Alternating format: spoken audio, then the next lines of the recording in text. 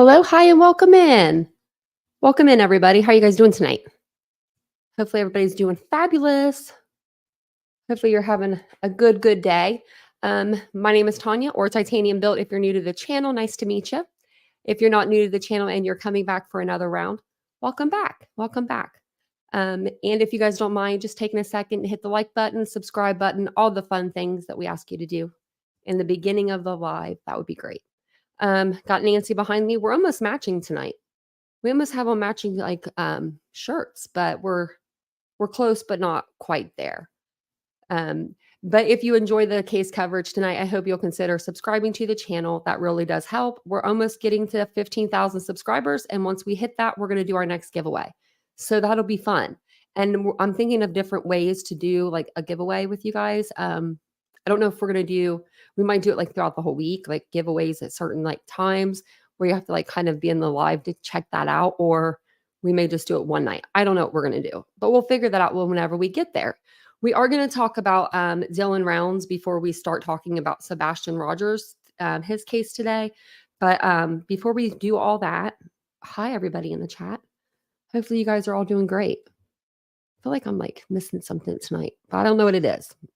If you're watching over on my second channel, Unfiltered, and you want to come over to this channel, let me put that in the chat. I should have a preset for this, but that's okay. We'll type it in. That way, you guys can come over here and chat with us if you'd like. Or you can stay over on Unfiltered and I'll chat with you over there as well. So that one is that channel. I should go over to the like this channel maybe and the second channel. But okay, there we go. We'll see. Oh no, I didn't see it. I didn't see the email. Actually, I didn't. But welcome in. No, I didn't see much of anything today. Tell you the truth. I took a nap. I woke up. I went into nonsense chat for a little bit. That was about it. Went to the store. I tried to take it easy today because yesterday I felt so sick. Hey, Alicia. Trying to feel better. Oh, your blood work came back good. That's good. But chemo, I couldn't imagine. Do you have anybody to go with you when you do chemo and stuff, Alicia? I hope you do. Hey, Ladybug. Hey, Cheryl. Welcome in. Hey, Jan. Jan wrote me like literally about Dylan Rounds right after I went to Twitter because I was like, how do I put this on Twitter? I was looking at a news article, but she's good. She's fast. I like that.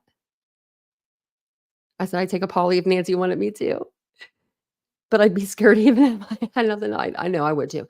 I think that I would fail a polygraph. I mean, I really do because my anxiety, my nerves are always through the roof. That I seriously think if I went in there just willy-nilly, they could ask me questions like, "Is your name Tanya?" And I'd be like, nope, not a day in my life."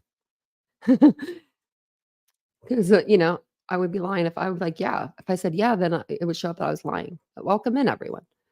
Because, polygraphs are scary. They really are. I don't know if I would let Nancy Grace give me a polygraph. Hey, Ladybug. Hey, Voodoo. Welcome in. I'm just like clicking on names. You know me. Jean's in here. Tammy. Well, good. Nice to see everybody. Marta. Your picture's funny. Welcome in, everybody. Hey, having tacos? It smells like tacos in here, but we didn't have tacos. That's exactly what it smells like. Hey, Dream Catcher. Vincent made some stuff that was, I didn't like it, but it was like he didn't really make it. It was just like something that we bought and we thought it would be good. One of those like skillet meals, just cook it in the skillet. It was like chicken and rice, and I'm picky. I feel bad for him.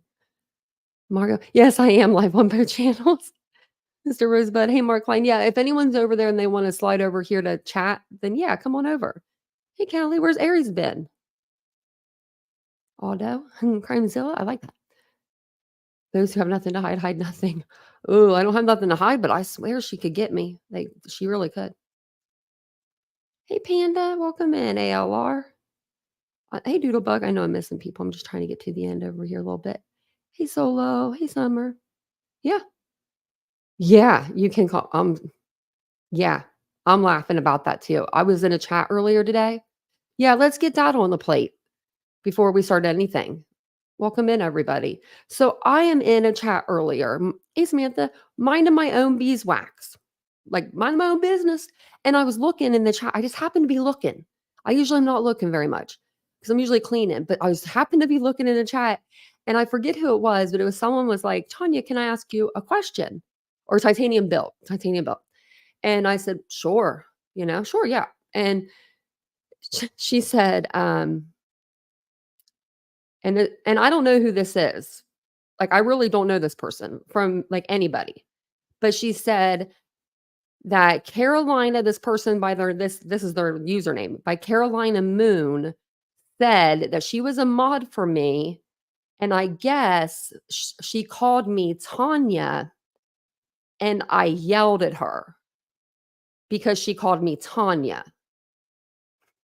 Now, y'all, I've never had a mod named Carolina Moon. Thank God Summer just being that she was in the chat. She came out of nowhere. She took up for me. She's like, no, I used to be a mod for Tanya. It wasn't she didn't mod for her. And I told Vincent tonight about it. I was like, well, thank God Summer was in there because someone had my back. Like, I was just like, what? Who? Where? Huh? One of those things. I was like, what? So, yeah, and I guess I yelled at her for calling me by Tanya, but every time I come on my live, I say, "My name's Tanya or Titanium Built. Call me either or." You've seen her well, she goes over to yeah, she goes to Brittany's, I know that. But I'm just like, "What? What?" I would never yell. I like it when you guys call me Tanya. I prefer Tanya. I prefer Tanya over Titanium Built any day of the week. I mean, I just do because, Titanium Built just sounds like so, I don't know, YouTubey. I like for you guys to call me Tanya. I don't know. It just seems more personal, you know? I don't know. I'm about to bother my Tanya. I was just like, whoa. So and it was a couple people that confirmed it too. And I was like, what? So I wanted to make that clear. I've never had a mod named Carolina Moon, and I would never, ever like yell at anybody first, foremost. And secondly, I would never yell at a mod for calling me my name. I would never yell at any of y'all for calling me my name. Shit. I've had people call me way worse than Tanya, and I didn't yell at them. I know. I should be like, "Is this yelling? Do not call me Tanya. How dare you?" I've always called you Tanya, Dreamcatcher said. See, I mean, the people do. I love it. I love that. It's more personal, you know? And I think once you get into that zone where you call me Tanya, it's like awesome. It's an awesome thing. Were you in the pool? I wasn't, but I wish I was. Do I look any darker? I wish I was in the pool. I wish I was today. They are getting our pool together though. So I do, what is it when I talk about your lives with my people, I always call you TBC. And that's my real initials too in real life. I didn't even plan to do that. It just worked out that way. It just worked out. So before we get started with Sebastian, I know that everyone knows Sebastian's case, but I just want to go over this really quick because if you guys have been on YouTube very long, or if you guys have just been, listening to the news and you heard about the Dylan Rounds case, well, we have an update. And I couldn't wait until tomorrow. I'm going to do an update case tomorrow. We're going to go over the full case tomorrow. We're going to do all of that. But we talked about this like the other night, and it's eerie that this is what happened. So this is Dylan Rounds, and I wanted to put up a picture of him because Fox Elder didn't put one up.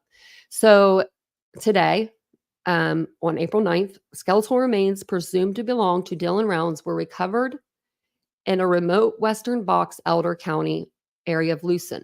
And that's where, he had his farm. The FBI assisted the Box Elder County Sheriff's Office by processing the area for evidence and recovering the remains. The remains are in possession of the Utah Office of the Medical Examiner for confirmation of identity. As mentioned in a press release in March 2023, James Brenner was formally charged with the aggravated and abuse of or desecration of a human body. Should have just said the word, for the murder of Dylan Rounds and the disposal of his body. Yeah, his mom was out on like every platform. I mean, I feel for them.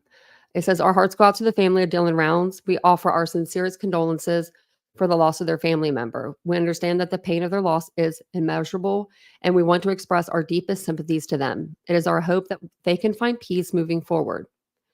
We would like to express our, dedicated, dedication, unwavering, all that stuff that they say to the officers, and that's real important.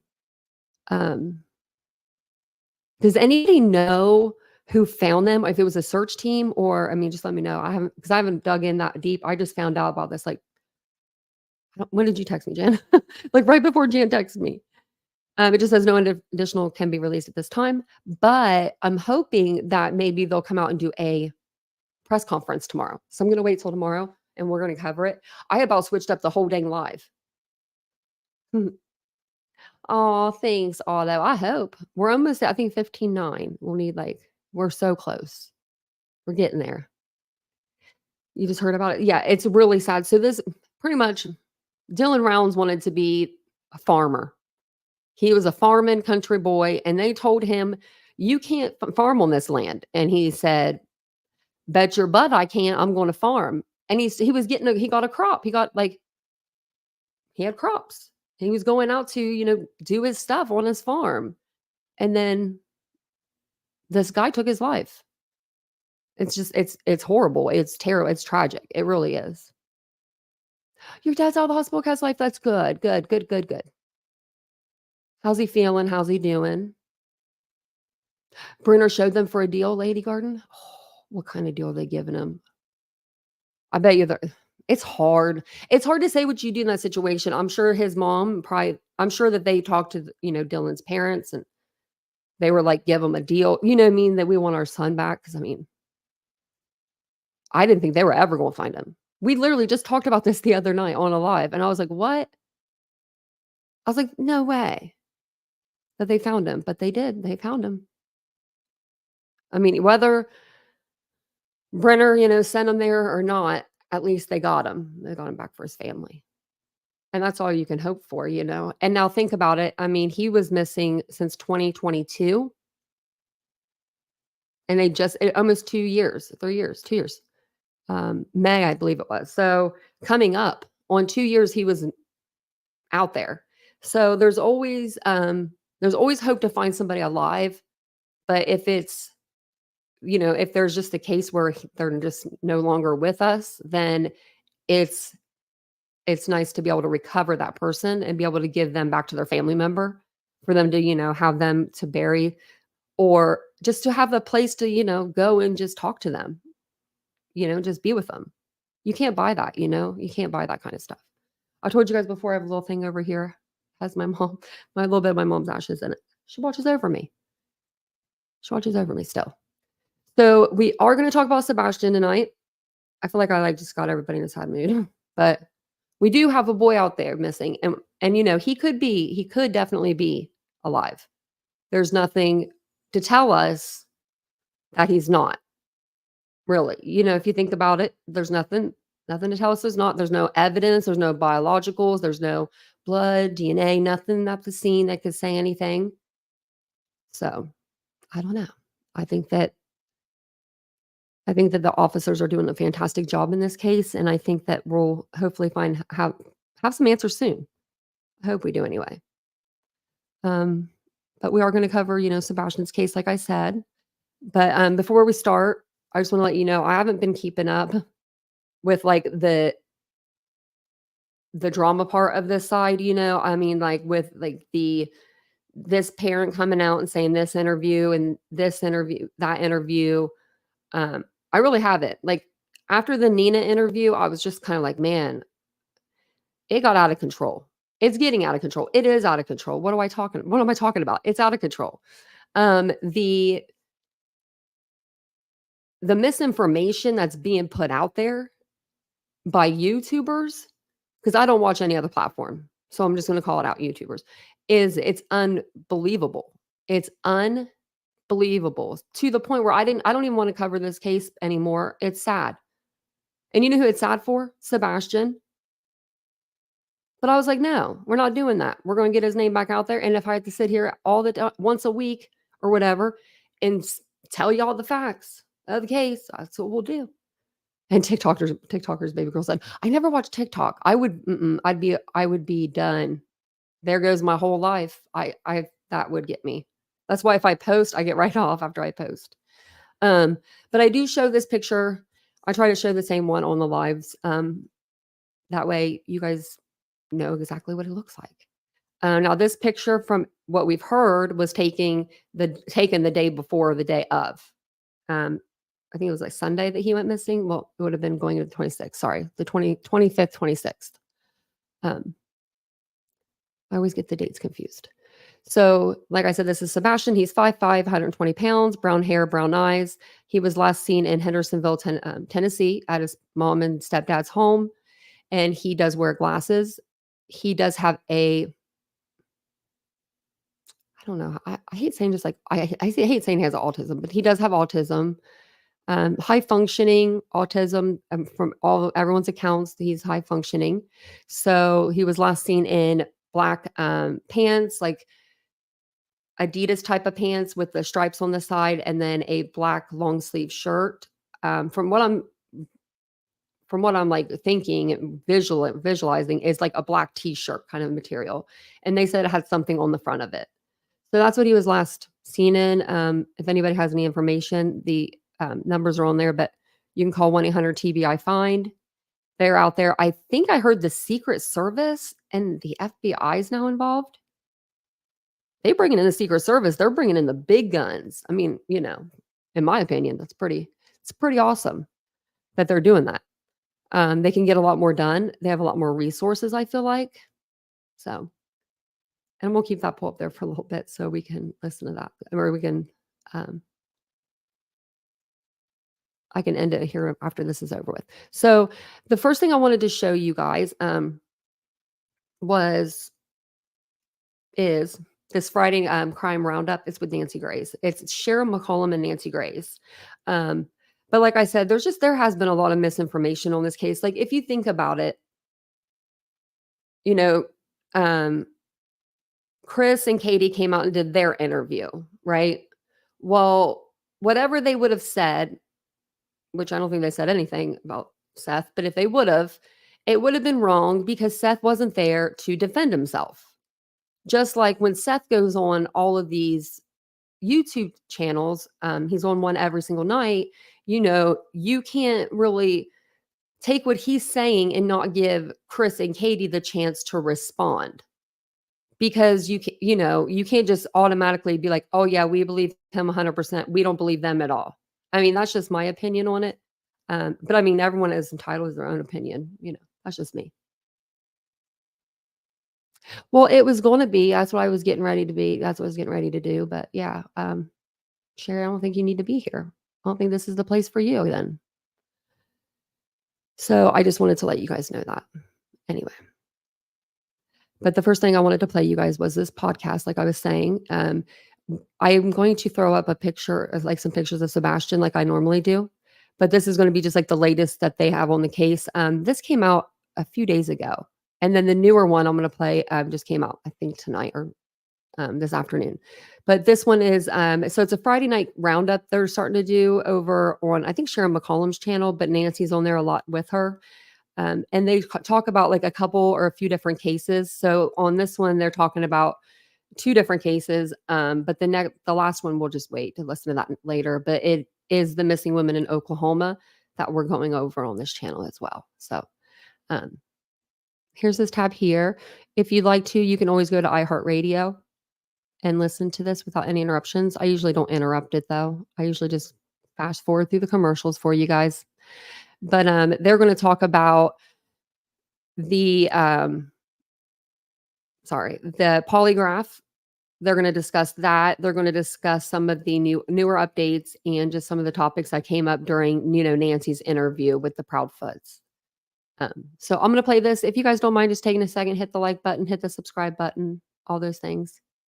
And I'm going to play this here for you. And then I'll put an overlay over of Sebastian so you have something to look at. I probably should have refreshed. Your time to shine. You feel like your Circle membership. Nancy Grace. Sebastian Rogers is still missing. The 15-year-old autistic young man has been missing since February 26. My girl, Nancy Grace, offered the stepdad a polygraph. Stepdad says, name the place and time. Nancy Grace did.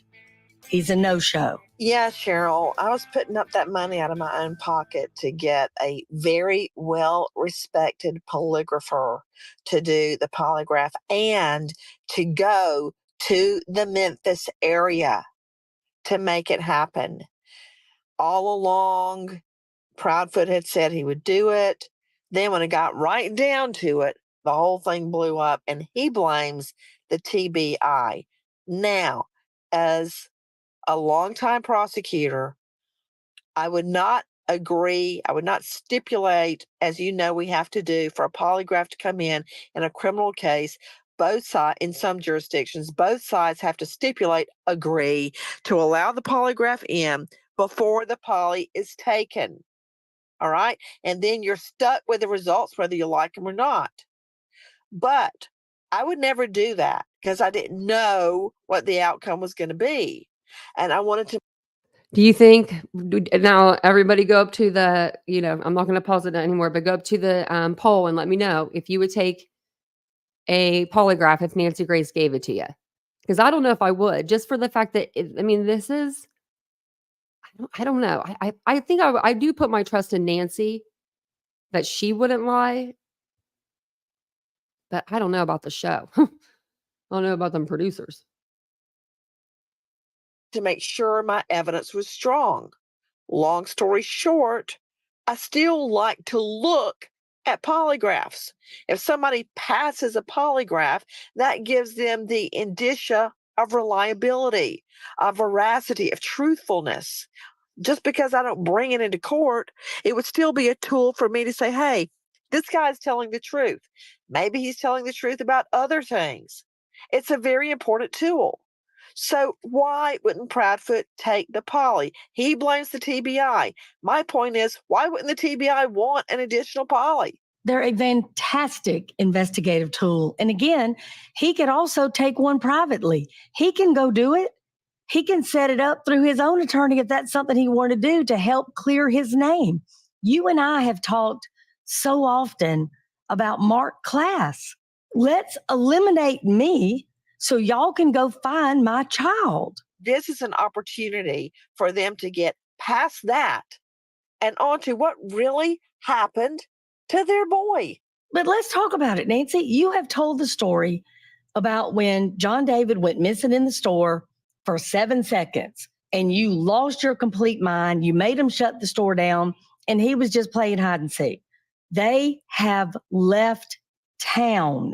I don't like it. Now, in their defense, and don't think I'm defending anybody or prosecuting anybody. Here's how you win a case. You anticipate, you think on what they are going to do, then you destroy it. I've been thinking on what they're saying. They said they left town because he, Proudfoot, had to go to work. She went with him, and they told me that they're getting a lot of hate, and people know where they live. Did they leave because they're being harassed? Is she really afraid? That's what they said to me. Now, that would be their defense in leaving. So I have to take that into account. I don't know that I believe it or don't believe it. I really do, contrary to what many people believe, keep an open mind. What if they are telling the truth? I just want to throw some things around. Hit me. If one of my children were missing, I could care less about my own safety. I'll tell you right now. Second, the bio mom and stepdad are now no longer talking to the bio dad. That's not a good look either. She is saying things like, well, we're getting threats and, people are driving by our house at all hours and our neighbors are upset. I'm going to tell you again, if my child is missing, I could care less what my neighbors think. I'm going to be a crazy person. They are not searching for him. She keeps saying things like, quote, when we find him. When we who? You're not looking for your child. Cheryl, I agree with you. If it were my child, no way would I leave in case he somehow got back home. And I would be manning a search center and putting it. Now, Nancy, she don't know JLR. I don't know. I think I would leave. I think I would be scared to be there if there was YouTubers outside my home and my husband wasn't going to be there, but that's just me. I don't know. Of course you want to be at home if something like that happens. Like, I don't know, that I'm torn with that because they've already told the world that they didn't have cameras supposedly. So if they didn't have cameras, that means JLR and all of the other YouTube TikTokers, people know it. And I'm not saying JLR, but it only takes like maybe one of his subscribers that's a little bit not there, or another person's subscriber. I'm not saying him, and I'm just saying in general, like one of the people that are out there that are always at every scene, every crime scene. It seems like it could really get somebody hurt. So I don't know if I would stay at my home. I may be too scared to if my husband wasn't there. And you have to work. You can't just not work. I mean, that's I mean, I don't know anybody that could just like not work and be, okay to live. It's just sad all the way around. Out flyers and laying on the police station front steps, begging and screaming and going on TV and begging, taking a poly, take my DNA, do whatever you want. However, Cheryl McCollum, I'm also looking at it as a trial lawyer. That's what I'd be doing. But I'm looking at what they're saying and I'm analyzing it for its veracity. Are they acting like I would act? No, they're not. Not at all. Certainly not the way you would act. And John David was gone longer than 7 seconds. I'd put it up around 5 minutes because I know I had Lucy under my arm like a football, and I was running. I looked like a crazy person. My hair was crazy, no makeup. I think I'd actually been in the community pool with them that morning.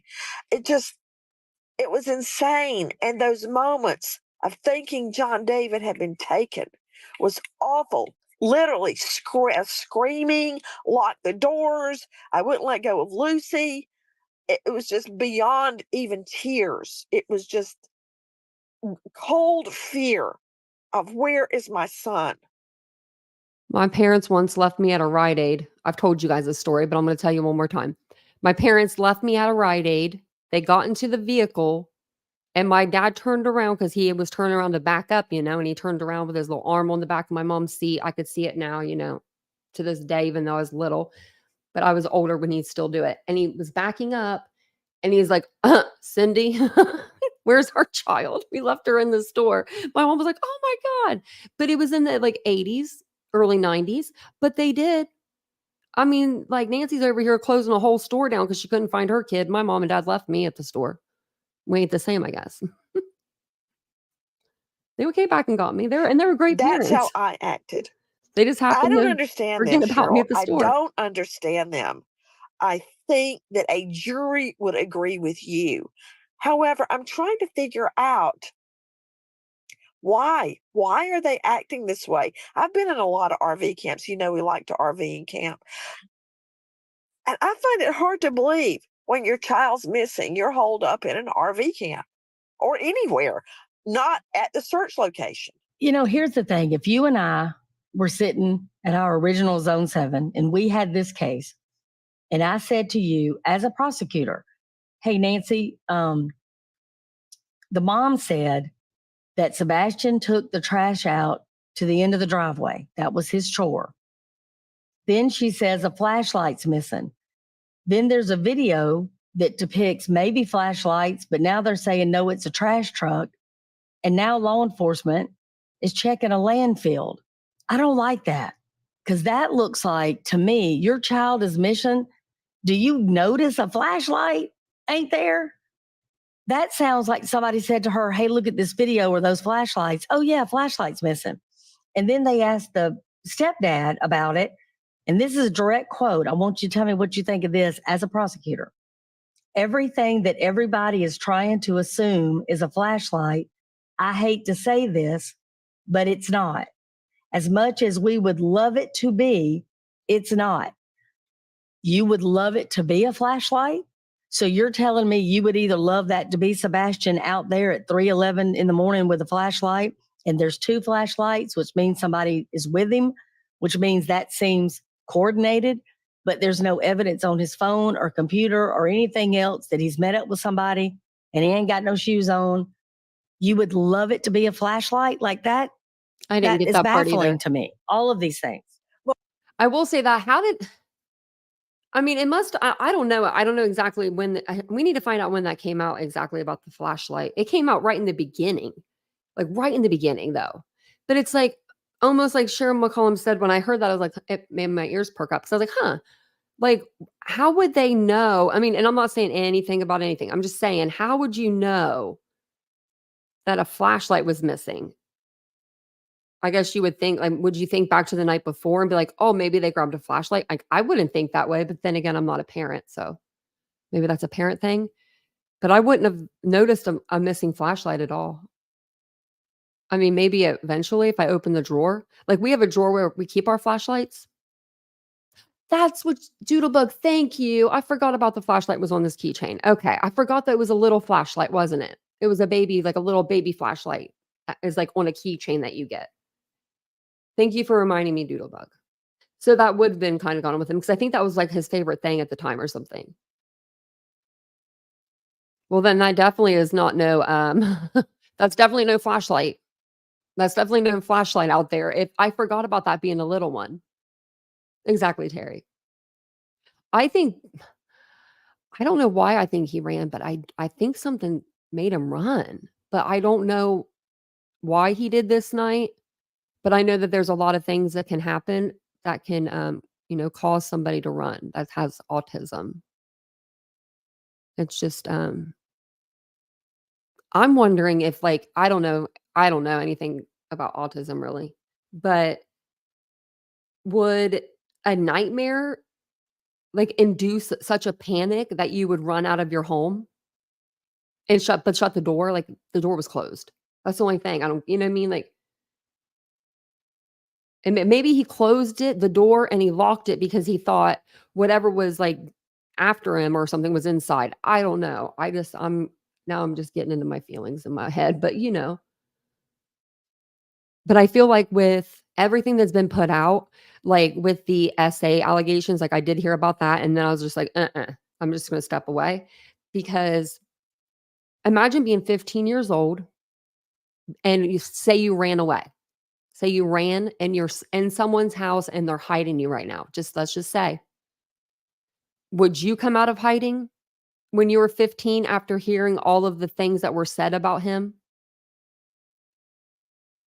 I would run further. I'm sorry, but I would. I mean, it's terrible the things that have been said about him and about his parents. I mean, that's just me. That's just me. Like without the evidence, I mean, ugh, I'm gonna play this still.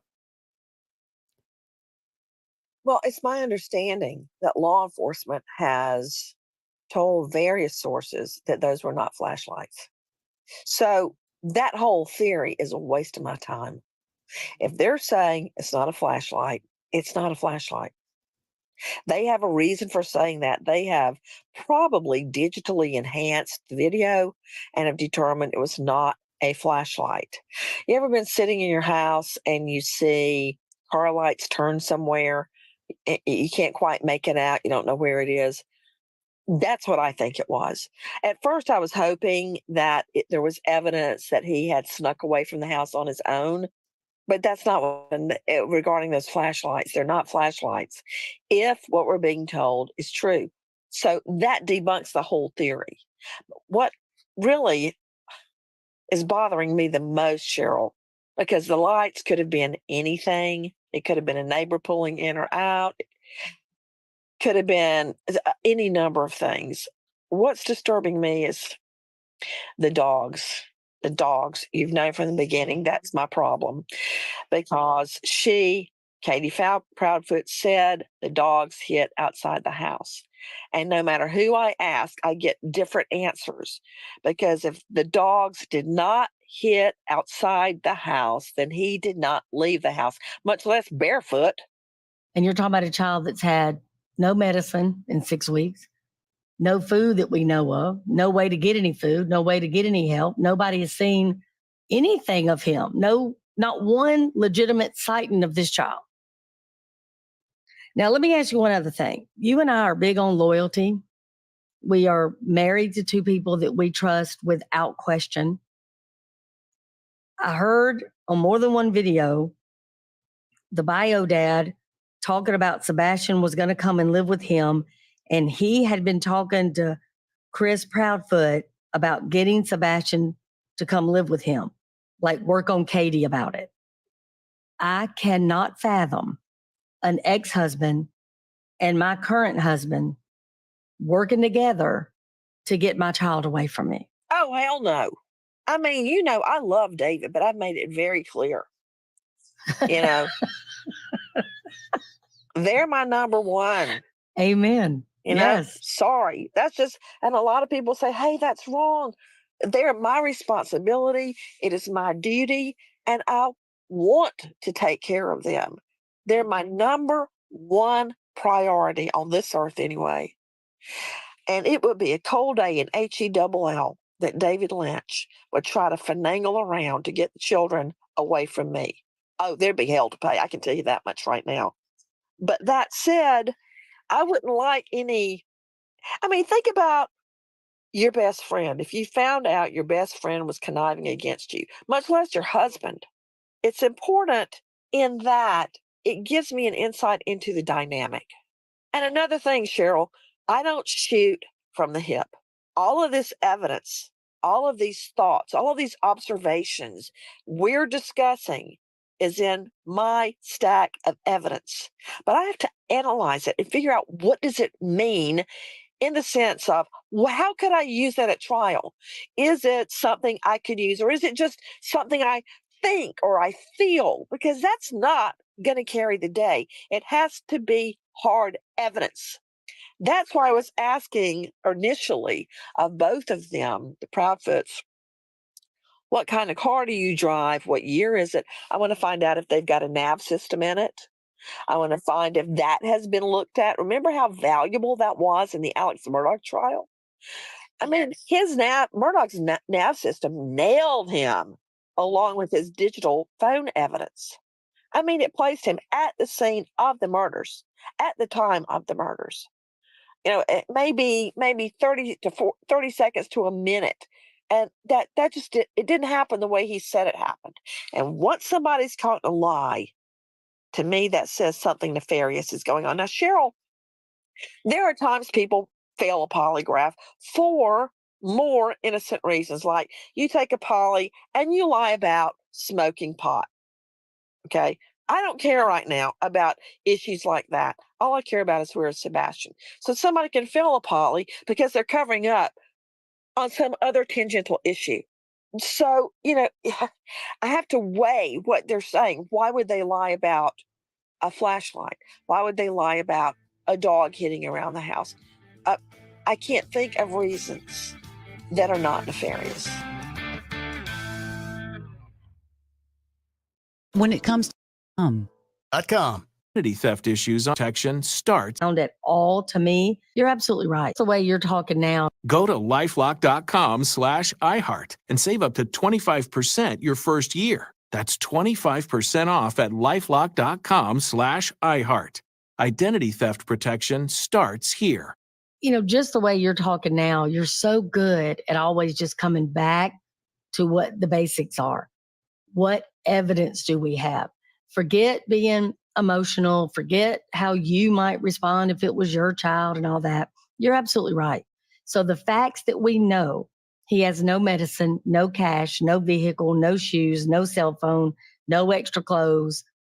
This does not look like a child that ran away. This does not sound at all to me like somebody got in that house and got him. There's no forced entry. The dogs didn't react. And the scary thing is when she says, I heard a thud, she says he responded to her. When she said, I don't know what you're doing in there, but go to bed. He's like, yes, ma'am. If I heard a thud, number one, I go find out what it is. Yeah, I don't like the word thud. I Yeah. would sit on my rear end and wonder, hey, is John David, is Lucy okay? I go find out. Like last night, Cheryl McCollum, I do agree with I that. went in Lucy's room. My mother, is 92 and lives with I us. would have probably went and checked. She woke me up, and I thought, well, I'm just going to check in on the twins. I peeked in John David's room. He was Then out again, cold. my mom yelled I at me all the peeked in time to go to Lucy's, bed. and then I shut the door, and I went, wait a minute. Did I see a light at this time? And I peeked back in there, and little Miss Thing was almost under the covers with her cell phone on, looking at skincare regimens. Don't even, and this was at 11:45.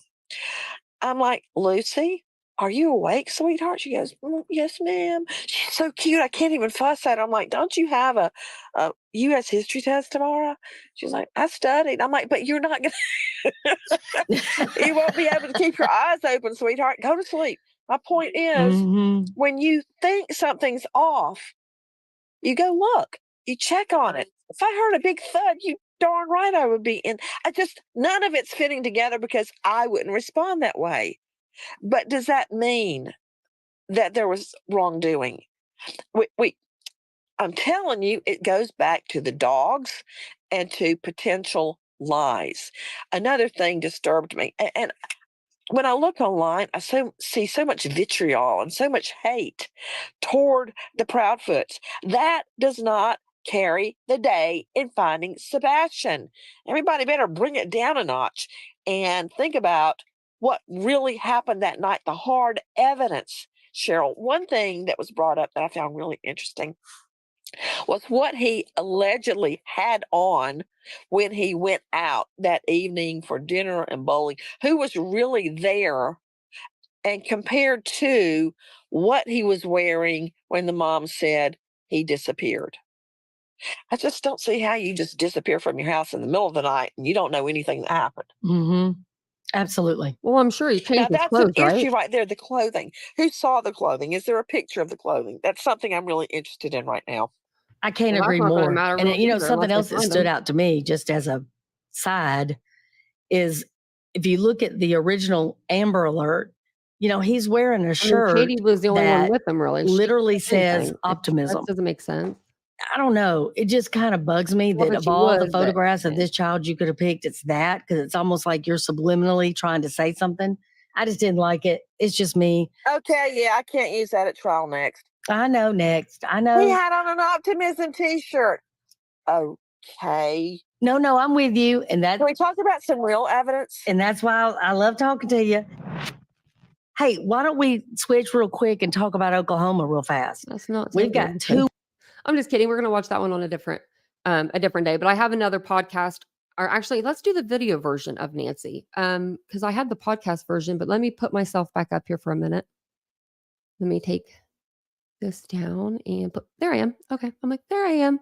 And then we'll put the next one up because the next one is about 19 minutes. And it's just Nancy going over some of the updates again. But something in the beginning she talks about, I didn't know about this. I'm just going to tell you guys now. So I don't have to pause it too much.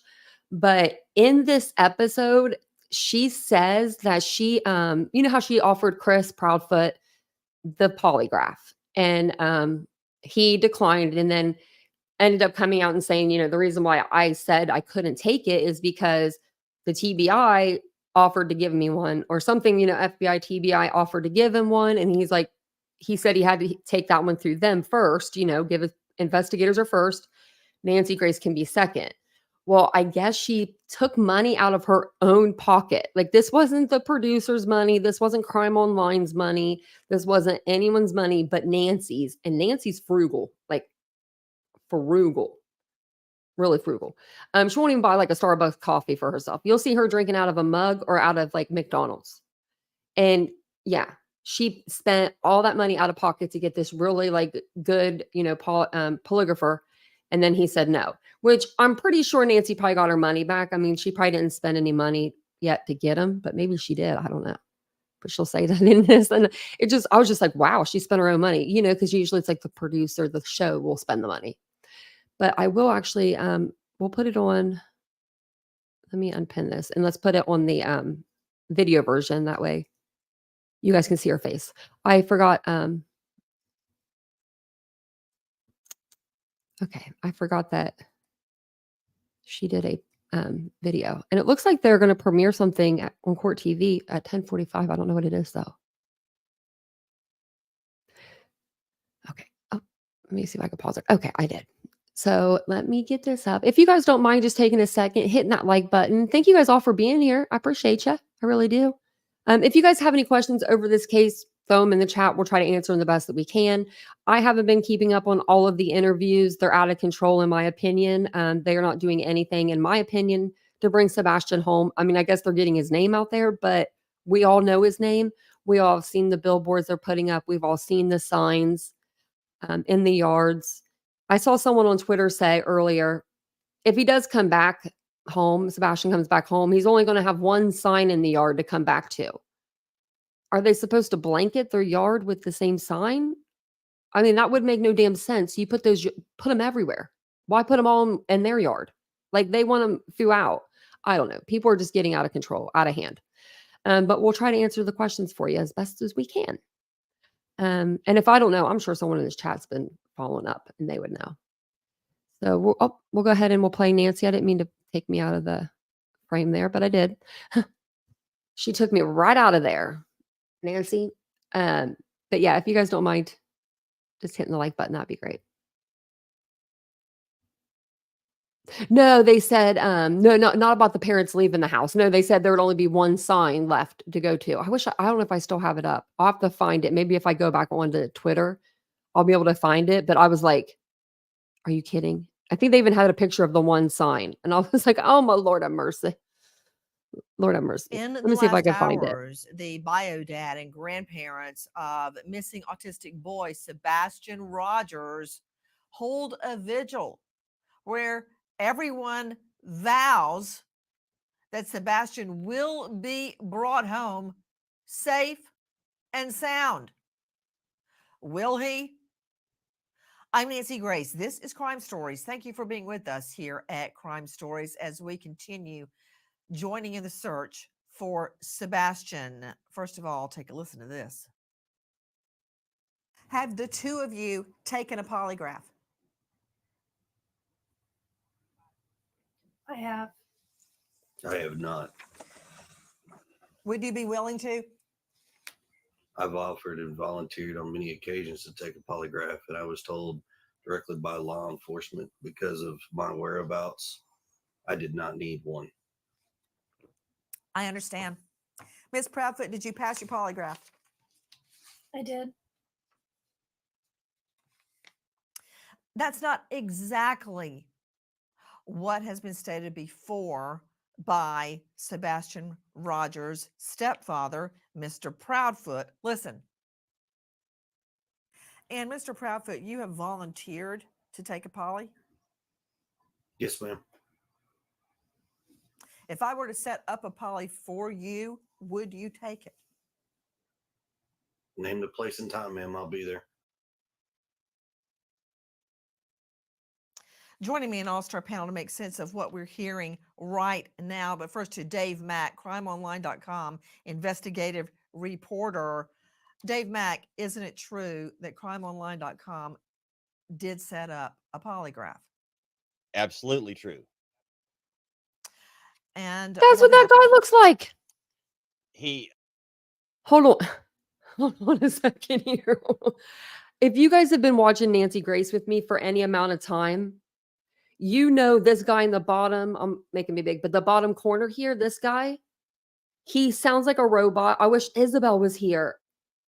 Because one time we had to listen to him for like 45 minutes, read out a PCA. I think it was longer than that. And we thought it was a robot. We all thought in the chat that this guy was literally a robot. We were putting robot emojis in the chat. We were all laughing because we thought it was a robot. And Nancy was like, no, this is my good friend. Like she said it like one time on there. And I was like, what? It's our good friend. Yeah, here's your robot, Isabel. He's got a face. The dude's got a face. I can't believe it. I can't believe it. She put him on the show. Finally, face to the voice. Chris Proudfoot told us that he could not take it now. He wanted to, but he can't because the TBI told him not to. It's my understanding to Cheryl McCollum joining us. Cheryl McCollum, founder and director of the Cold Case Research Institute, forensics expert, and host of Zone 7 podcast.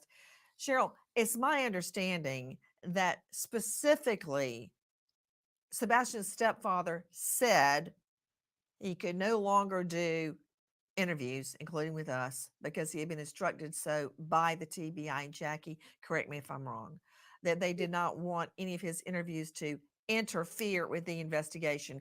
And that even though he had agreed to do our polygraph, he now says that the TBI is going to set up their own polygraph and he can't take our polygraph until after that. And once he does that, then, quote, we'll take it from there. What do you make of it? You know, you and I always go back to Mark Class.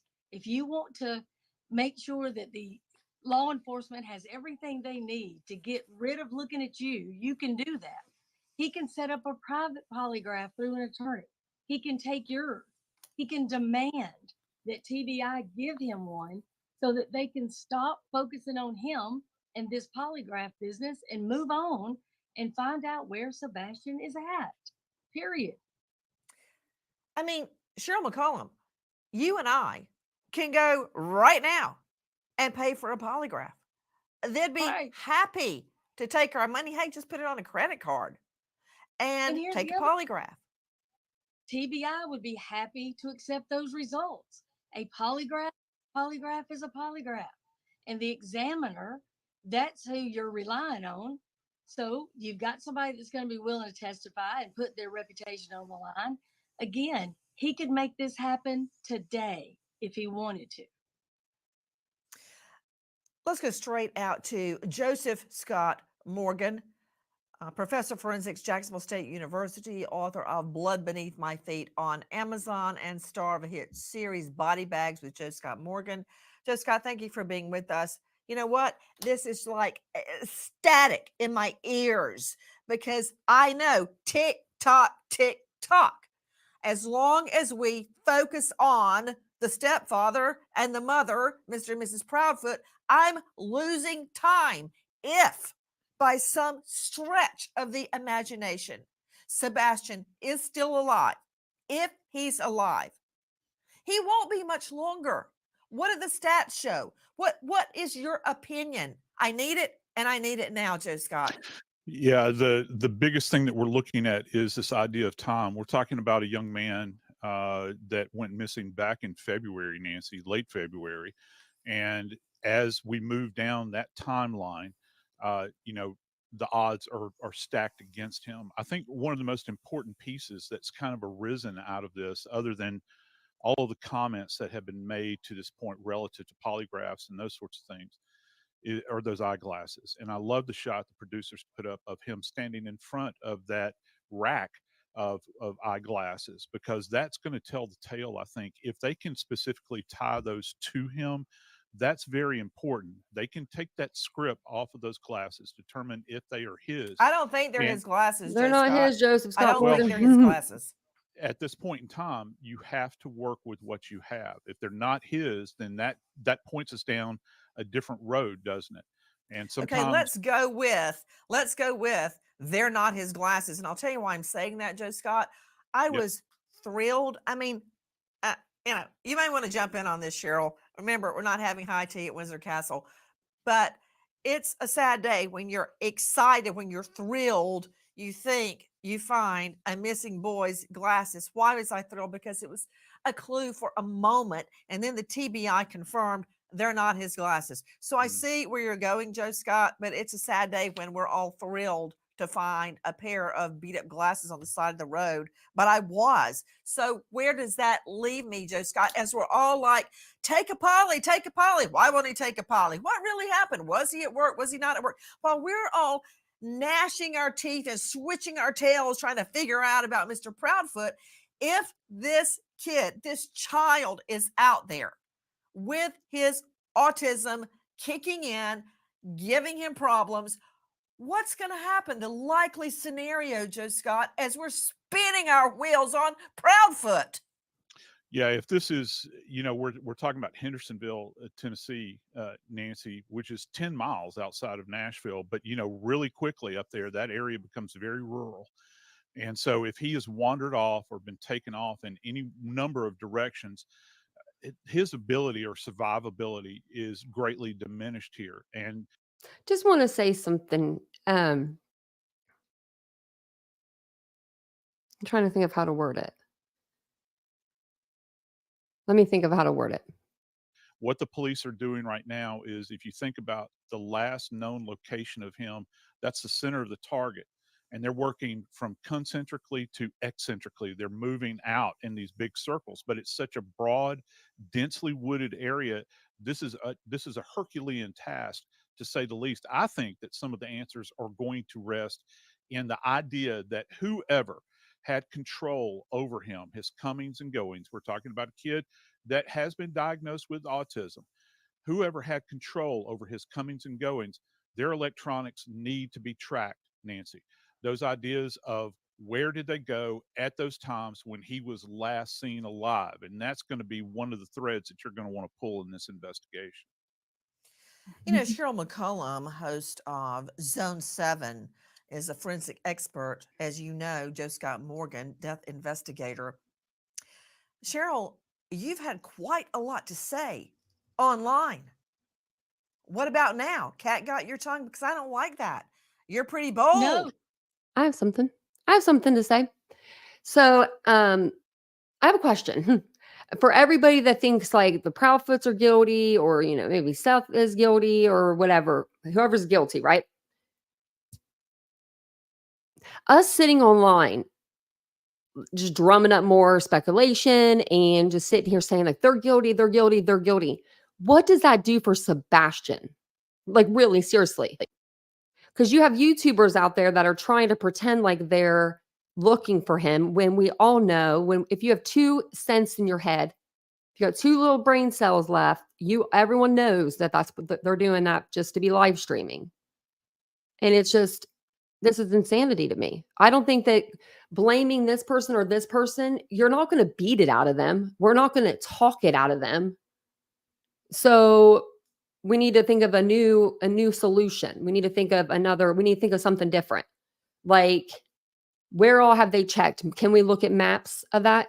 Does anyone know? Does anyone know if there's maps online to see like where they've checked, where they haven't? I can check with SF Investigates, see if he knows.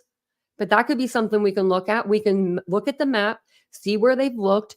Maybe, just maybe, I know this is weird and probably not, but maybe they missed a spot. And maybe we would find it that they missed. But I'm saying that sounds like a whole lot better than just sitting here yelling about the Proudfoots. Now, a lot of people probably want to yell at the Proudfoots, and there's plenty of channels to yell at them about. But I don't think that's doing anything for Sebastian, because we're not going to beat it or talk it out of them. We're not going to talk them to death or talk it out of them, where they're like, oh my gosh, you talked about us so much. We got to tell you what happened. Like, if they did do something to him. Does that make sense? I think the best way for us to do is we've got to regroup. We're internet sleuths. We could do better than this. We can do better. Well, We can nobody's help find questioning them you. in a But what positive about way. now? I want to hear your analysis. here's my problem. Their statements. You've got inconsistencies. As soon as somebody changes their story at all, they should become the focus, period. Mom has said different things. Now you've got a stepdad that looks like he's co-signing with everything that she says, but he allegedly wasn't there. So how can he agree with anything that she's saying? You've got mom saying she heard a thud. I don't like that word. That sounds like a body hitting the floor. When people use the word thud, that's not sounded like he hit the wall, sounded like something. No, it's dropped. never a good thing. It's usually preceded by an adjective, sickening, a sickening thud. Right.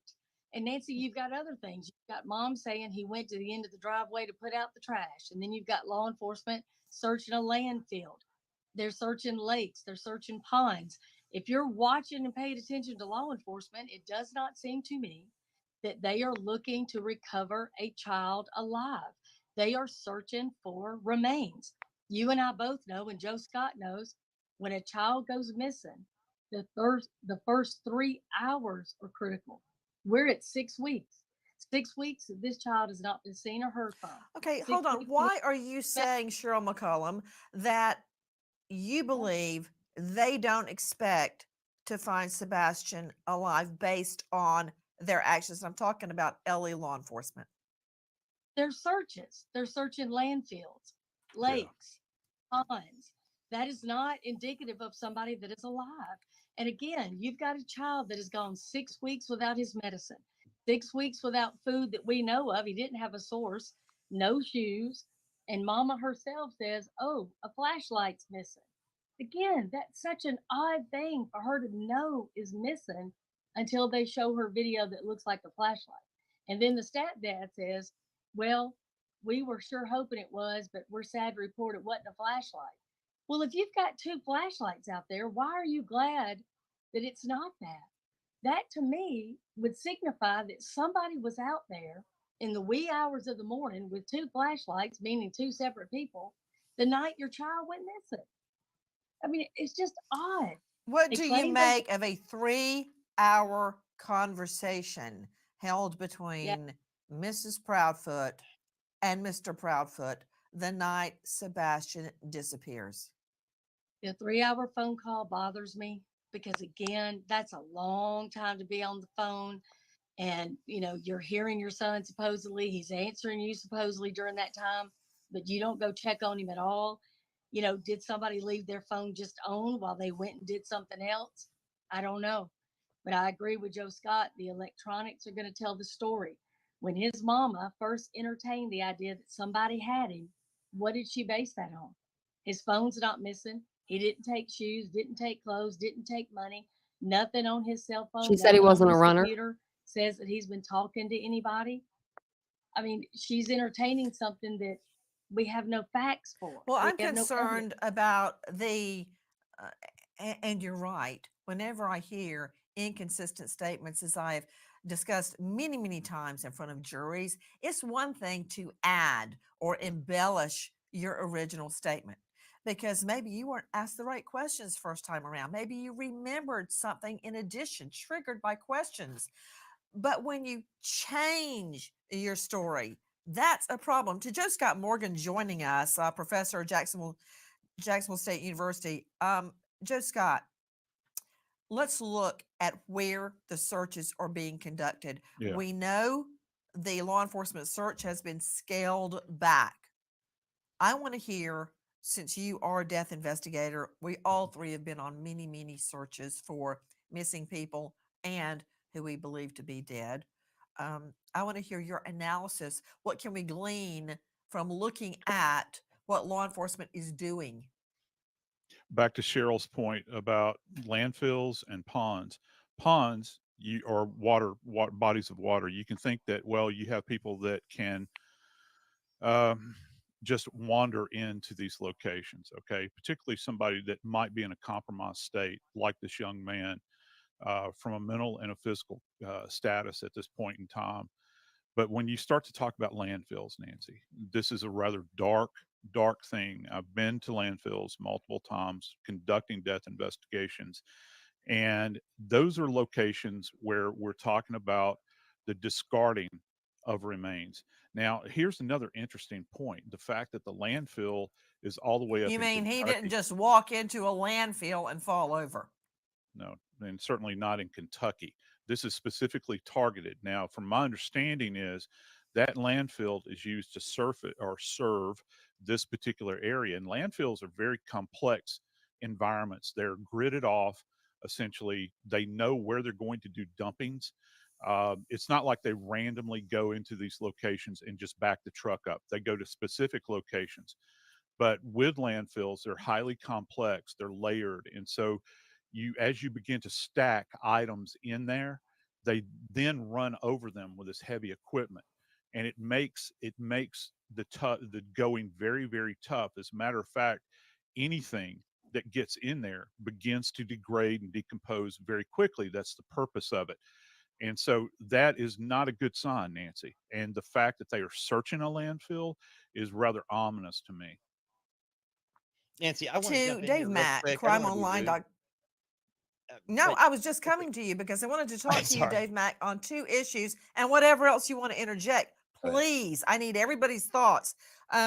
One, I want to get from you any previous inconsistent statements as correctly stated by Cheryl McCollum, and 2, allegations that Sebastian, this autistic boy, was molested have emerged. Let's start with the inconsistent statements very quickly.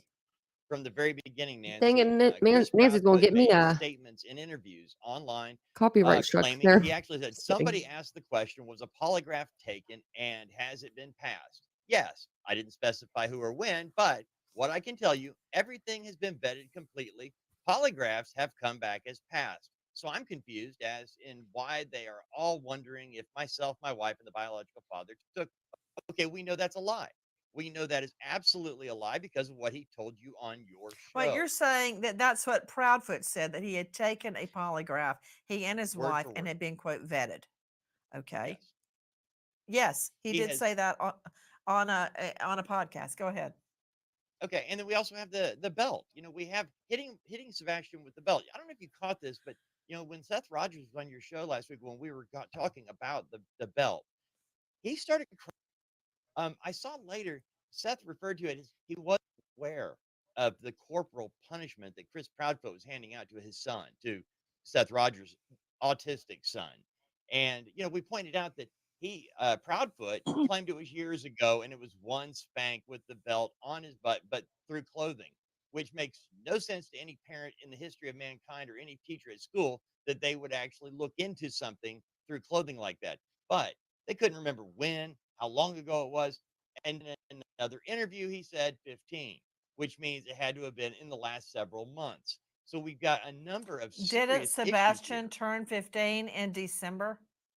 Correct. And it went missing February 26th. So if he was 15 when he got a whack with a belt, that would have been in the last few months just before he disappears. So which one is true? Was it 3 years ago or was it when he was 15 years old? Another question. Allegations that Sebastian was molested have now emerged. What can you tell us? From Seth Rogers. Sebastian's biological father, Seth Rogers, said that when the Proudfoots, when Katie and Chris Proudfoot and Sebastian were living in an apartment in California several years ago, that Katie Proudfoot allowed a boy that was 5 years older than Sebastian to play with Sebastian, and the boy was 13. Sebastian was 8 at this time. She allowed, Seth Rogers said that Katie Proudfoot allowed a 13-year-old boy to play with Sebastian, who is 8, without any kind of involvement from Katie Proudfoot, and that during the time, this 13-year-old molested and raped Sebastian Rogers. It seems the more we investigate, the murkier the facts become. This is what I know. Every day, literally every hour that Sebastian Rogers is missing is 1 hour closer to him being dead. Can we tune out all the static and the noise and try to focus on finding this autistic boy? And to you, Mr. Proudfoot, our offer is still on the table for a polygraph, free of charge to you. I'll pay for it out of my pocket. We wait as the search goes on. Goodbye, friend.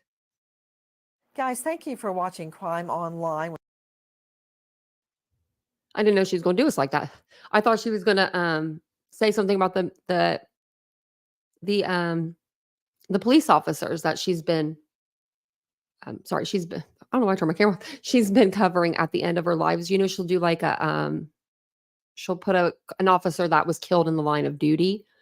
And I think that's like really sad at the end, but it's usually really good to watch because, you know, lets us know what's going on with our freaking fallen, or I mean, like with our police. I mean, they're being killed every single day. It's ridiculous. I think that's all I wanted to show you guys tonight.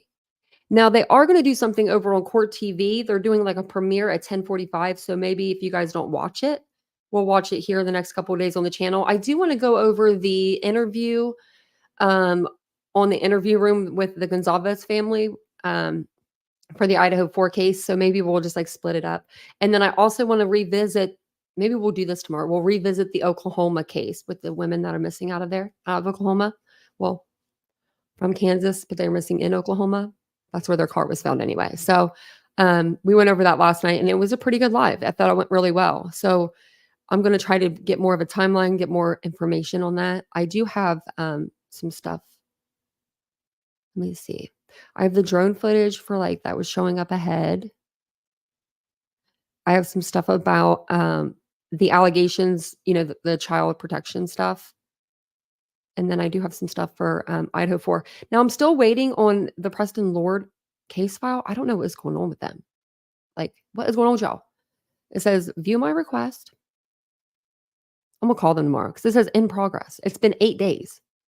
Details. Give me some details. Let's see. That's it. That's it. Okay.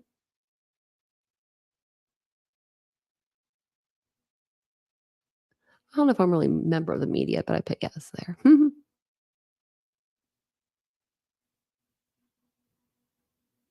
Okay. I mean, that's literally, oh, look, you can contact them right there. But it says right here, your request has been received and is being processed. Your request has been received in this office on 4/1/2024 and is given the reference number. And it gives me the reference number for tracking purposes. So maybe I can track it, but it just says in progress at the top. I don't like that. Terry Dean, I agree with that. Who has tried hard to look like the good parent the last 44 days? I feel it's important to keep the big picture in mind. I agree with that. I agree with that. I mean, I do. I think that, of course, I guess Katie could have done something to Sebastian, but if she did, what'd she do with them afterwards? Do you know? But I mean, but then again, if he walked out the door, where did he go? But if he left in a car, I mean, that does sound like more plausible. Like he got into a vehicle of some sort. I'm going to stick with what I thought and since the beginning. And I don't know if I still think this, but I'm just going to stick with my convictions. I think I think that it might have been like a school thing, like a bully thing. I don't know. Now that we're getting more information, I don't really know if I agree with that theory, but that's what I was going with in the beginning. So I'm going to stick with it. But my theory in the beginning was, you know, maybe school kids, this has happened before. I mean, this ain't like the first time. So let's not be, you know, blind here, but bullies will befriend a kid that is, you know, maybe something wrong with them, like that they think has something wrong with them. I don't think there's really anything when you're high functioning and you're cool. You're doing, you know what I mean? Autism is something you can live with. But I feel like maybe they befriended him and they were going to like beat him up or something. But then this, like, it got bad. Like if something bad happened. Now, I don't know. I don't know what happened. That was my theory in the beginning. Because when I first saw the interview with the Proudfoots, and you guys know this, I thought they were sincere. We watched it again even. And I don't know. I feel like she couldn't even speak the first question she was asked. She couldn't even say the answer. I mean, I don't know. That sounds like grief to me, but what do I know? A little bit. I know a little bit. But I've heard that they do have data from Chris's vehicle or phone or something like that, that puts him at the job site when all this happened. So, if I can find the thing that I read, that one, I read it. It was like it was a credible source. I mean, I just can't remember exactly where I read it. I might even have it still up. It might have been one of these news channels I listened to, but, they said that they got some sort of like data back, I thought, from his phone or car that put him away. So I don't know. I don't think I thought Stephon was. I don't even think that I never thought that neither of them were. I still don't. there are tons of bullies. And I think that it could have been a bully situation. I don't know. I don't know though. I mean, I know that when Michael Vaughn went missing, and still to this day, Brandy and Tyler get run through the freaking mud. Brandy wasn't even home. She was at work. And people still come out here and are like, Brandy did it. The fudge, she did. She was at work. Come on now. Like, you have more than one. I guess maybe people are just fried. Just stop smoking the devil's lettuce or whatever. You know? I just think that, I don't know. You think so, Terry? I did hear audio of him earlier. And I think it was him anyway. That's what they were saying. But it did kind of seem like what Terry was saying. Like it seemed like it was, and I don't know. I don't really know what I even heard. It just sounded like kind of like a tantrum in a way. Like not a 15-year-old tantrum, like a little kid tantrum. You know what I mean? So maybe you're like you said, maybe he wasn't as high functioning as we all think. Yeah, no one's cleared, but I meant like, they're putting him on the back burner. But yeah, I think that they said something about that. But you never thought Brandy? Yeah, I didn't either. I didn't think that Brandy or Tyler had anything to do with it. I always was like, in my head, I was like, well, Tyler was changing a diaper and he was on the phone calling for food. And he had 2 older siblings. They didn't want to play with him that day. They were probably on their phones doing their thing. And he just walked out that front door. And the same thing with Summer Wells' case. Nobody's been arrested yet. Nobody's been charged. No one's been arrested. But her family, her mom and dad's been put through the ringer too. Not saying that they haven't come out and done some weird shit themselves, but people do weird things. I don't know. I've never had a missing child. I hope I never have a child that ever goes missing. I hope you guys never have children that go missing. I think if everyone sat down for 2 seconds and thought about my child was missing, how would I want to be treated on the internet? This wouldn't be it. This wouldn't be it. Because this is just bad. The creators that are putting it out they're even worse, in my opinion. They're even worse. Watching it is bad. Commenting and being involved with it is even worse. And then being the content creator that puts it out there, that's just the ultimate. How are you going to put in your description or your title, body found, and then you have the dad on your phone line? What's wrong with people? I don't know. I'll never know. But I'm not going to go on my soapbox again. I'm going to save that for the other channel. I just didn't want to get on there today because I was so exhausted. I was so tired. I think we did, 3 or 4 lives the day before? So we were on here for a while. I think that's what made me so sleepy. But at least we did get some,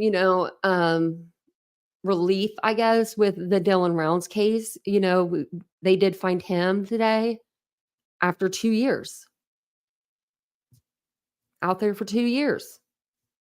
Yeah, Solo. Yeah, they're not. I kind of side-eyed them a little, but they're a little weird. But then again, see where, see the atmosphere that they come from. That's normal for them. Like we may look at them as weird, but they may look at us as weird. I don't know. But do you know what I mean? Like the way they live is just, that's how they live. Cut off camo shorts, a cut off t-shirt, and some big old boots. And that's fine. Actually, that sounds like me walking the dogs. That does. Sounds like me walking the dogs. I always have the best outfits. Oh, that's nice, Ashley. I went out and I searched for little boys that were stolen in Columbus. Biggest snowstorm we've ever gotten, I swear, in Ohio. And it was negative 35 degrees that winter. It was not last winter, but the winter before. I was so frozen. Oh my gosh. And I just put like a TikTok up of it. Like of me just of the signs. That way people could see the missing signs. But yeah, it's nice to go out there and physically search for somebody. It's not fun. It's not what you want to do. You don't want to find somebody, but just knowing that you're there and you're helping and you're actually contributing to the search. And that's what they need. They need people out there that want to search, that actually want to physically search, not just film searchers or film the ground or film them driving in their car. I don't know. You think that I think that they would do a lot better if they all came together, maybe, And they're like, okay, what can we do that's going to benefit Sebastian? I don't know. Hopefully they'll find him soon. Hopefully they find him tonight. And I could swing back on live and be like, hey, we found him and he's okay, you know. But the more time that goes on, I don't know, the more I feel like, you know, I don't know. But if somebody did this to him, where is he? But if he wandered off, it's like, where is he? Could they have missed him? I don't think so. I mean, you know, he's a 15-year-old kid. Not like you're looking for a baby out there, you know? I don't know. It's just really sad. Oh, Dylan Rounds was found. Dylan Rounds, yeah. He was a case that we covered on the channel. We're going to cover that too. Actually, maybe we'll do that tomorrow. Shoot. Maybe we'll do Dylan Rounds and we'll do the missing women from Oklahoma. That way we have we'll just do 2 cases because the Dylan Rounds is going to be like a huge update. So I think that we'll just do that. Yeah, Tennessee needs to get their crap together over there. We're just going to send some people over there. I'm going to Tennessee. Riley Strand, Tennessee too. What else do we have in Tennessee? That was Texas. I'm trying to think. I know we have more. Exactly, Voodoo. There's been people who have never been found even after 40, 50 years, or they are found after 40, 50 years, you know, and they're like, some of these people, they're found okay. Like they're literally just living their life.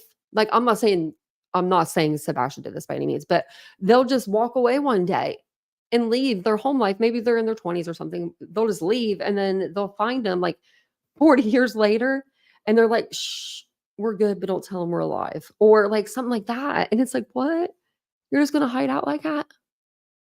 Layla. Yes, that was another one. I didn't cover that one, but I heard about it.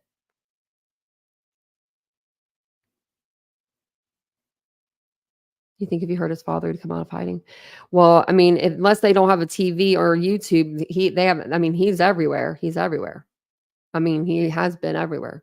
He needs to take like a mental health day. I feel like he's going to crack something. I mean, he's going to break. Like he hasn't slept. He hasn't ate. He hasn't functioned right in 40 something, almost 50 days. Like I know he won't take a mental health day, but he needs to like maybe take a half a day, mental health half day and sleep, just sleep and eat for 15 hours. Sleep and eat. The other 9 you can go look, but like he really does. He needs to take care of himself because if he doesn't take care of himself, he's not going to be able to be out there finding Sebastian, if that makes sense. You know, you got to be good in here. I mean, if you're not going to eat, get some of them Ensure drinks if he's listening or if he hears this. You know, I know he watches a lot of the shows. Get some of them Ensure. Don't drink them out in the heat or anything like that because that'll get you sick. But drink one in the morning when you're just chilling for the 4 seconds you get a chill in the morning. I know you don't get a lot of time to just nothing, you know. I know you're always on the go, but on your way to like the search area, drink it on the way there. Make sure you don't have, you know, don't walk around too much, like 20, 30 minutes after drinking it. That's what I prefer. But you know, just take care of yourself a little bit. Because then when your son does come back, he's going to want a healthy dad to come back to. So remember those 3 kidnapped girls in Cleveland? Yes. Oh my, remember the guy solo? Do you remember the guy that came on? This is the guy that came on TV and he was like, that girl. It was the guy that was like, he looked like he was cracked out. He was like, I seen that girl too. He's like, I was on my front porch eating a cheeseburger or like something like that, double cheeseburger. I was like, he wasn't eating no double cheeseburger or it's like a Big Mac or something like that. I was like, he would not eat no Big Mac. But no, those girls were in that home for like 10 to 12 years. Amanda Berry, DeSasus, and I can't remember the other girl's name. Oh, it's been so long.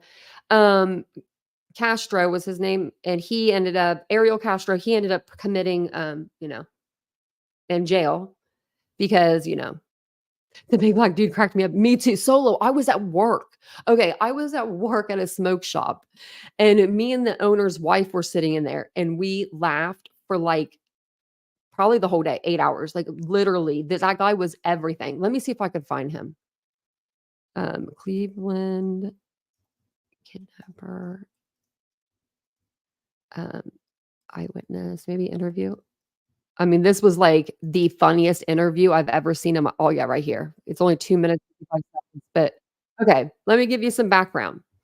So Amanda Berry, Gina DeJesus, and I just had the other girl's name. I can't think of it, but they were kidnapped in Cleveland by Ariel Castro, and they were taken to his house, and they were kept there for 10 to 12 years. I mean, he had parties in his backyard playing music and shit, and they're just stuck in the house. They could not get out. Yes, Gina Berry, thank you, Michelle. Yeah. And so one day, like they were chained. There's like a movie about it, I think a Lifetime movie or something, but they're like chained. I mean, bad. Like they had one of them had babies in there. Amanda Berry gets loose. And she goes to the back door and she is able to open the back door at the bottom of it, I believe. And she's yelling out at this guy, this black dude, he's like sitting next door. And he has this afro, and we'll show you him. And he is by far the funniest person I've ever seen on a live interview, ever. He was so happy. He was, I think, shocked that he found these girls, right? These girls after all of these years. And then he's just like, he's very shocked, to say the least. And he's just happy to be on, camera. Where is that? I have so many things up. What is put? There it is. Is this it? No. I don't know why I couldn't get there. Okay. This is the guy. Look at. Okay. Look at him. He's just funny. Oh, Charles, let me talk to you. I'm talking with Charles Ramsey. He's a neighbor. Walk me through again what happened this afternoon. You heard screaming. Heard screaming. I meet my McDonald's. I come outside. I see this girl going nuts, trying to get out of her house. So I go on the porch. He's like, I left.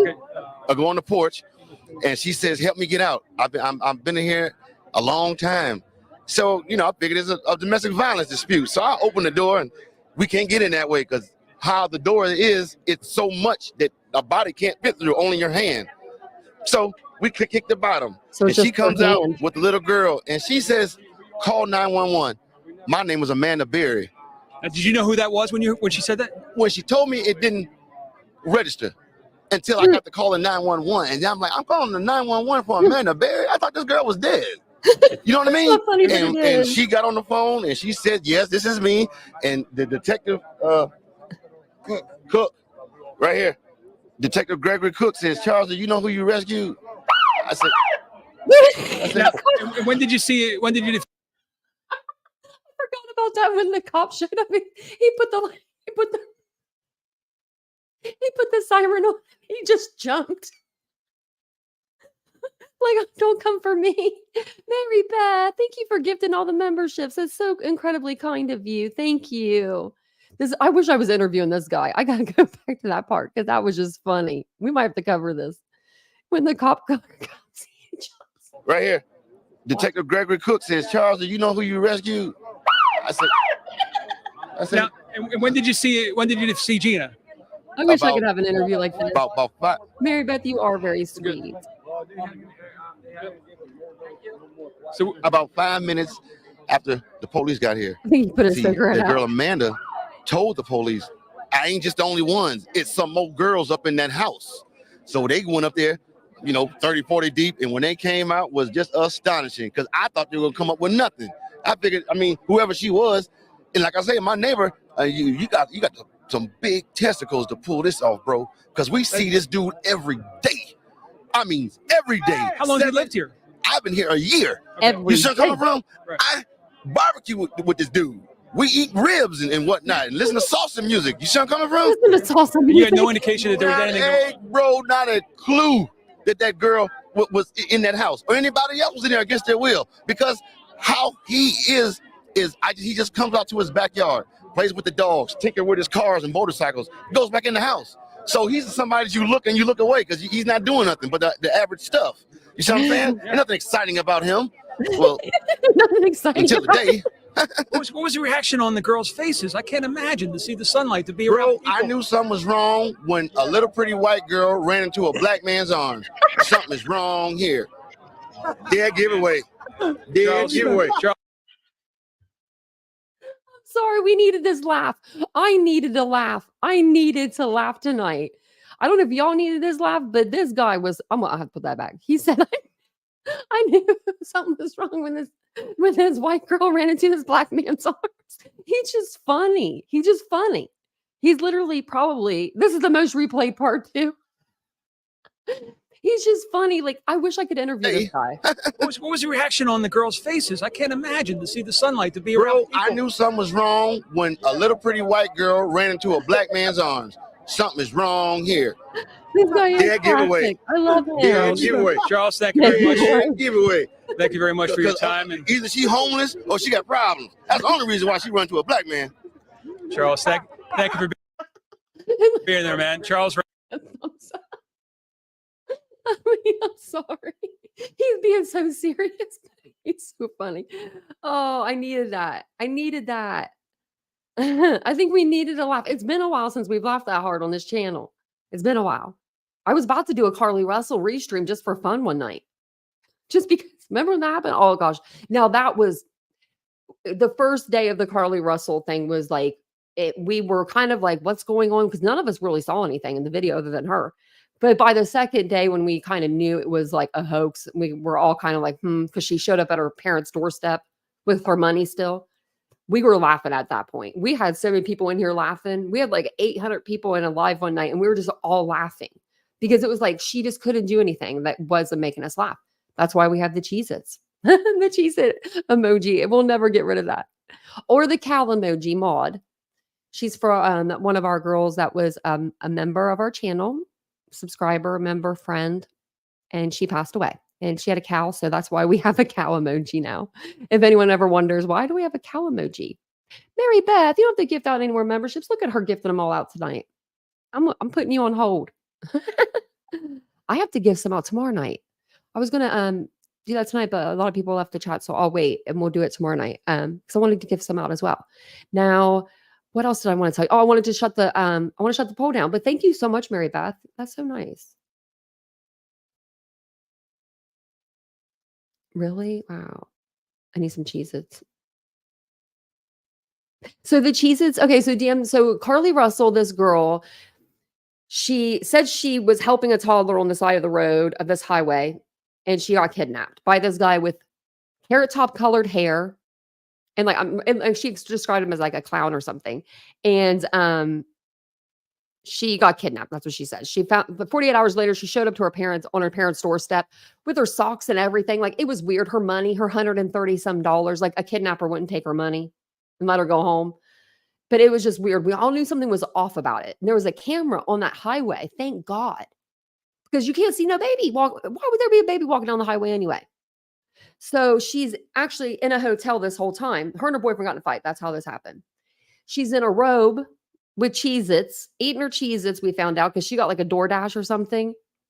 And so we just all went nuts when we found out the DoorDash order. And it was great. It was great. We needed to laugh. Like, we needed a case where it made us laugh, because we talk true crime on here. You know, we don't get a laugh like that very often. But every once in a while, something will make me laugh and I can't help it. And that guy, I'm going to start playing him after. If we have a rough live, I'm just going to play that interview. I hope they don't ping me for that interview. But that guy was funny. He said, I knew it was a good day. He said, what did he say about it at the end? Oh man, he was just funny. You're welcome. You're welcome, Otto. Thank you for being here, Otto. Is Aries still in here? Aries, if you're here, we love you. If not, Otto, if you see Aries, tell him we love him. She done and tried helping a baby. Yeah, she did. Then on the side of the interstate that jumped a fence. Then she got kidnapped, escaped from then, and got kidnapped again. Yeah, I forgot about that part. Oh man, she was so nuts. She was so nuts. That's why we have the Cheez-Its, because it's just a funny emoji to throw in there. But we do, thanks to Mary Beth, we have enough to do some more emojis. We have enough memberships. Like, the more members you have, the more emojis you get. So I'll get him to work it because we're going to make one for Mary Beth. We got to think of what she likes. Good. You laughed, Mary Beth. I'm glad you laughed because that was pretty funny. Hey, Barbara. I don't know why it took me a minute to figure out how to pronounce your name, and I know the name Barbara. I know how to spell it and how to pronounce it, but I was really thinking on that one tonight. It's probably because we were just giggling. So if you were here for the last bit of the live, we were giggling about another case that we were covering that had a good ending. All 3 women were found alive, and they're restructuring their lives, and that's all they can really do. Amanda Berry, I believe she's the one that had the baby. She still has her baby. I mean, it was Amanda Berry. She still has her, baby. They're living their life. I think she's doing some sort of like victims advocacy. I believe all 3 of them are doing well. So it's crazy. She literally was shackled. Yeah. And she got out of them and like her little hand was just coming out of the door. It's crazy. Oh yeah. The wig. Oh, I think that was just guys doing an impression of her, maybe. Remember the guys that were doing impressions of her on TikTok? All those were so great. We got to find them. The one that said he was her boyfriend, and then at the end, he's like, I'm just kidding, y'all. And he had that Southern accent. Man. Wow, that's funny. Man, she left her wig in the car. Tammy, that's what it was. Man, we got to look up those guys' TikTok. I wish I knew their names. Those people were funny. Funny. We might have to do like a 1 year later TikTok of her. But I think that's all I had for you guys. Let me jump on, I'll go on the discussion group, see if they've put anything up there. See if there's anything we don't know. No. Just more okay.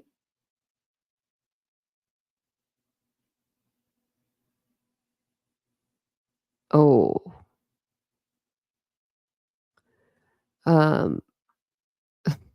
Someone put Queen Bee on here. There's a YouTuber, Queen Bee, saying Seth is using Sebastian to tear apart his family.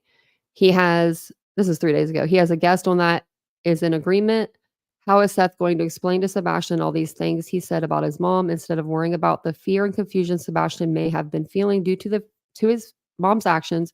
She's more concerned about what he said about Katie. Oh, wow. There's a lot. It's a big thing, but I wish people could come along beside each other and support and leave their preconceived beliefs of how someone should act to themselves. I believe that too, because do y'all remember in the beginning of this case, and this is what I'll leave you with, all the parents were saying that they all got along and they were all cool. Like they didn't sound like they had the best communication, but they were all co-parenting. And then all of a sudden it's like, nope, nobody's co-parenting all of a sudden. Everyone hates each other. It's just like, what is going on here? But that sounds like any family actually dealing with something tragic, or divorce or something along those lines. But thank you guys for being here tonight. I really appreciate it. If you guys don't mind taking a second, hitting the like button. Mary Beth, thank you for all the memberships. That was amazing. Did anyone have any milestones? Did we do any milestones? No, we didn't. Just Mary Beth was gifted them memberships. She's on hold for a minute. You're the best, Mary Beth, and all of you guys are. Thank you guys so much for being here tonight. I truly appreciate it. I think we lost Jan. She might have fell asleep on us.